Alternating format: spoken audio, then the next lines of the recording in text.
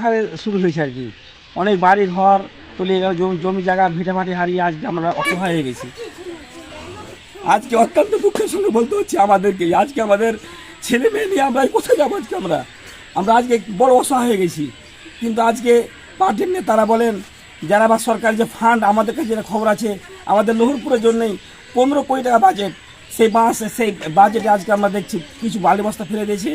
আর আপনার এখন বর্তমানে যখন বাড়িগুলো সব চলে যাচ্ছে নিমেষের মধ্যে আর কি, তখন দেখছি কতগুলো বাস আমাদেরকে আছিলা বাস দিয়ে আমাদেরকে সান্ত্বনা করছে। এটা এই স্থানীয় এমএলএ রোল বর্তমানে একদম জিরো। কেন উনি আসছেন না? উনি একটা সামান্য বিয়ে বাড়িতে চলে আসেন, কারো ছেলে হবে তার নিমন্ত্রণে চলে আসেন, কিন্তু এত বড় সমস্যা উনি আজ কোথায়? বড় বড় উনি কথা বলেন, আসছেন না। আরও বলি, কদিন আগে আপনার এসেছিলেন ঈসা খান, আমাদের মালদা লোকসভা কেন্দ্রের যিনি সংসদ, তিনি এসেছিলেন, নৌকাতে তিনি এসে শুধু খালি হাত দেখালেন। তো গঙ্গা ভাঙন কবলিত এলাকার মানুষদের ক্ষোভ নেতাদের প্রতি। নেই স্থানীয় এমএলএ এমপিদের ভাঙন কবলিত এলাকায় কোনো পরিদর্শন। শামশেরগঞ্জের গঙ্গা ভাঙন তার রেশ কিছুতেই কমছে না, দিনের পর দিন বেড়েই চলেছে। শামশেরগঞ্জের মানুষের বহু বাড়িঘর গঙ্গার গর্ভে তলিয়ে যাচ্ছে।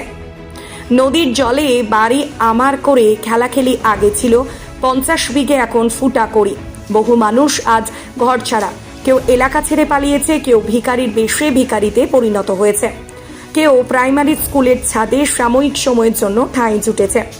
এমন দুরবস্থা বেদনাদায়ক ঘটনা দিনের পর দিন গঙ্গার জেরে প্রতাপগঞ্জ সাহেবনগর গ্রামের মানুষের কপালে চিন্তার ছাপ বেড়েই চলছে।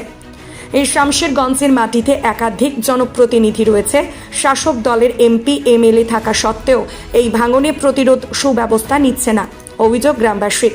তা আমরা সরজমিনে গ্রামবাসীর সাথে কথা বলে বুঝতে পেরেছি তাদের যে দুঃখ বেদনা ও নেতাদের প্রতি ক্ষোভ তা আমাদের ক্যামেরায় ধরা পড়েছে। আজকে শামশেরগঞ্জ ব্লকের প্রতাপগঞ্জ অঞ্চল সাহেবনগর গ্রামে মানুষের দাবি দেওয়া তা আমরা তুলে ধরছি। গ্রামবাসীর অভিযোগ, 1 সপ্তাহ থেকে নতুন করে আবার শুরু হয়েছে লহরপুর সাহেবনগর গ্রামে একাধিক জায়গায় ভাঙন। সেই ভাঙনের জেরে 20 থেকে 25 খানা বাড়ি নদীতে তলিয়ে যায়। কিছু বাড়ি নদীর পাড়ে ঝুলন্ত অবস্থায় রয়েছে। সে বাড়ি ছেড়ে মানুষ আসবাবপত্র টেনে অন্য কোথাও সাময়িকভাবে স্থান নিয়েছে। উল্লেখ্য যে ভাঙন কবলিত এলাকার মানুষদের অভিযোগ যে সঠিকভাবে ভাঙনকে প্রতিরোধ করার জন্য কাজ হচ্ছে না। যখন ভাঙন শুরু হয় তখন বালুর বস্তা এবং বাঁশ দিয়ে ভাঙনকে প্রতিরোধ করার চেষ্টা তো মোটেও সম্ভব নয়।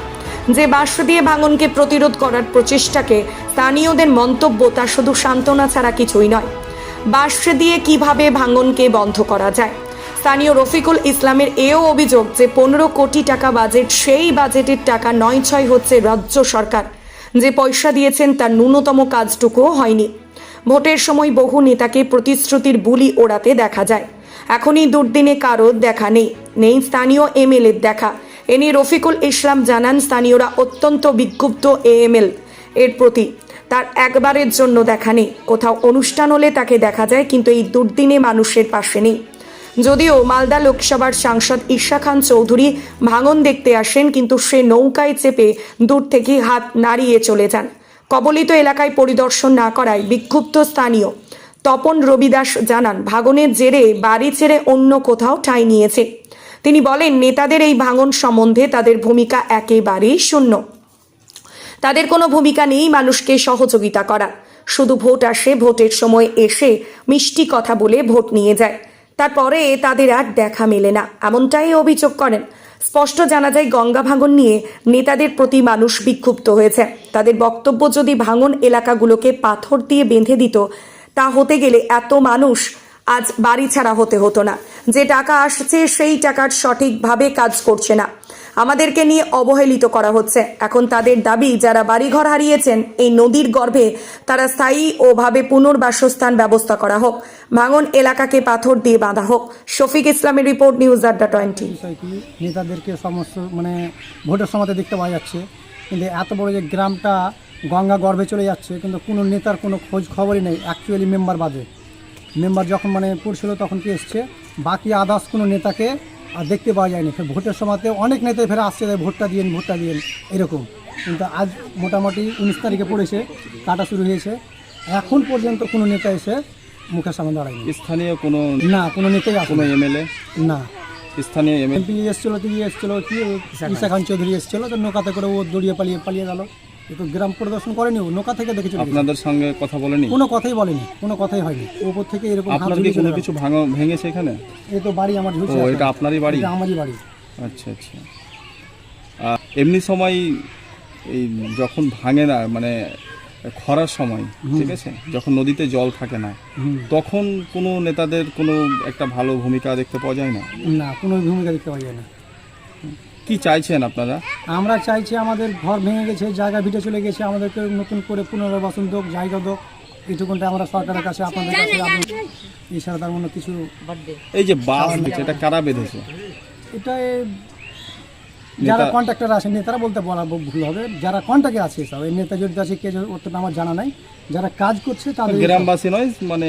হ্যাঁ, যারা ওই বালি বস্তা সরকারি ফান্ডিং থেকে এটা হয়েছে। হ্যাঁ, তাহলে এই বাস দিয়ে কি ভাঙন রুখা যাবে কোনো মনে সময় হচ্ছে কোনো আপনাদের? সময় রোখা এটা মানে সান্ত্বনা আর কি, আর কিছু নয়।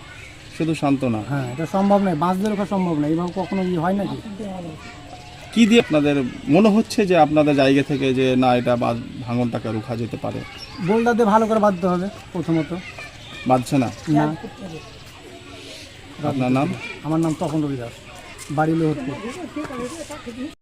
মানুষ রয়েছেন, সাধারণ মানুষ রয়েছেন, তার মুখ থেকে আমরা সরাসরি শুনবো যে এই গঙ্গা ভাঙনে কিভাবে তাদের ক্ষতিগ্রস্ত হয়েছে এবং নেতাদের তাদের সম্বন্ধে, তাদের ব্যাপারে ভূমিকাটা কি রয়েছে তা শুনবো। তো এখানে ভাঙন হয়েছে, সেই ভাঙন সম্বন্ধে কি বলবেন? আমি রফিকুল ইসলাম, আমার বাড়ি হচ্ছে লোহরপুর, শামসুগঞ্জ ব্লক। অত্যন্ত দুঃখের সাথে বলতে হচ্ছে যে আমাদের শামসুগঞ্জ ব্লকের যে ভাঙন, বিশেষ করে লোহরপুর, চাচণ্ড, শেখদেরপুর, যে ভাঙনটা ব্যাপক হারে শুরু হয়েছে আর কি। অনেক বাড়ি ঘর তলিয়ে গেল, জমি জায়গা ভিটামাটি হারিয়ে আজকে আমরা অসহায় হয়ে গেছি। আজকে অত্যন্ত দুঃখের সঙ্গে বলতে হচ্ছে আমাদেরকে, আজকে আমাদের ছেলে মেয়ে নিয়ে আমরা কোথায় যাবো? আজকে আমরা আজকে বড় অসহায় হয়ে গেছি। কিন্তু আজকে পার্টির নেতারা বলেন, যারা বা সরকার যে ফান্ড, আমাদের কাছে যেটা খবর আছে, আমাদের লোহরপুরের জন্যই 15 কোটি টাকা বাজেট, সেই বাজেটে আজকে আমরা দেখছি কিছু বালি বস্তা ফেলে দিয়েছে। আর আপনার এখন বর্তমানে যখন বাড়িগুলো সব তলিয়ে যাচ্ছে নিমেষের মধ্যে আর কি, তখন দেখছি কতগুলো বাস আমাদেরকে আছিলা বাস দিয়ে আমাদেরকে সান্ত্বনা করছে। এদের এই লোহরপুর গ্রাম সহ যেগুলো পাশাপাশি গ্রামগুলো আছে, সিকদারপুর, চাচণ্ড আর যে গ্রামগুলো আছে, বল্ডার দিয়ে ভালোভাবে মাস্টার প্ল্যান করে মানে বাঁধানো হয় এই 15 কোটিটার মধ্যে, তাহলে আমাদের এই কোনো সমস্যা থাকবে না। আমরা আবার যেভাবে বসবাস করছিলাম সেভাবে থাকবো, এটা আমি আশা রাখছি। 1, 2 নম্বর হচ্ছে আমাদের যে স্থানীয় এমএলএ, এই স্থানীয় এমএলএ রোল বর্তমানে একদম জিরো। কেন উনি আসছেন না? উনি একটা সামান্য বিয়ে বাড়িতে চলে আসেন, কারো ছেলে হবে তার নিমন্ত্রণে চলে আসেন, কিন্তু এত বড় সমস্যা উনি আজ কোথায়? বড় বড় উনি মানে কথা বলেন, আসছেন না। আরও বলি, কদিন আগে আপনার এসেছিলেন ঈশা খান, আমাদের মালদা মানে লোকসভা কেন্দ্রের তিনি সংসদ, তিনি এসেছিলেন নৌকাতে, তিনি এসে মানে শুধু খালি হাত দেখালেন। তো আমরা, আপনাদের গ্রামে তারা এসে ঢুকেনি? আমাদের গ্রামে এসে তার মানে উনি নামেননি আর কি। উনি এসে নৌকাতে দেখলাম, নৌকাতে থেকে তিনি আবার চলে গেলেন। আমাদের বললেন যে তোমরা আন্দোলন করো। আমরা আন্দোলনটা করবো তো কাকে নিয়ে করব? একজন তো নেতৃত্ব দরকার। আমরা চাইছি আমাদের লোকাল এমএলএ আসুক পাশে, আমরা চাইছি আমাদের বর্তমান সাংসদ ইসাকের আসুক, তাহলে আমরা একটা জোরালো আন্দোলন করব রাজ্য এবং কেন্দ্রের এতে আর কি, তাহলে কাজটা হতে পারে।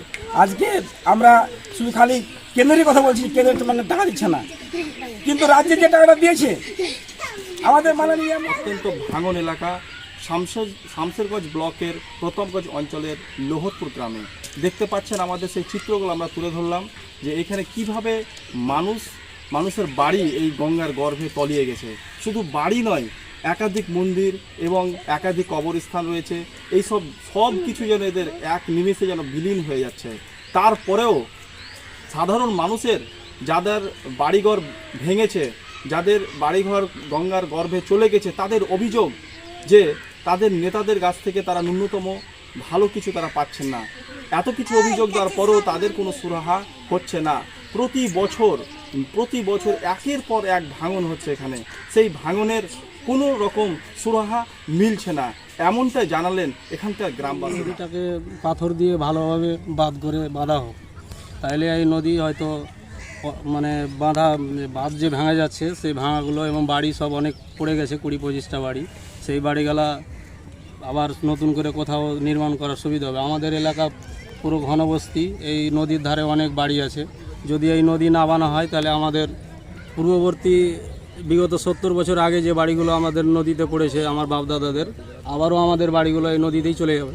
তো সেহেতু আমরা কেন্দ্র সরকারকে বা রাজ্য সরকারকে, উভয় সরকারকে আমরা দাবি রাখছি যে তারা যাতে আমাদের দ্রুত এই নদীকে বাঁধ বেঁধে পাথর দিয়ে ভালোভাবে আমাদের এই কাজ করে, এটা আমাদের সরকারের কাছে দাবি।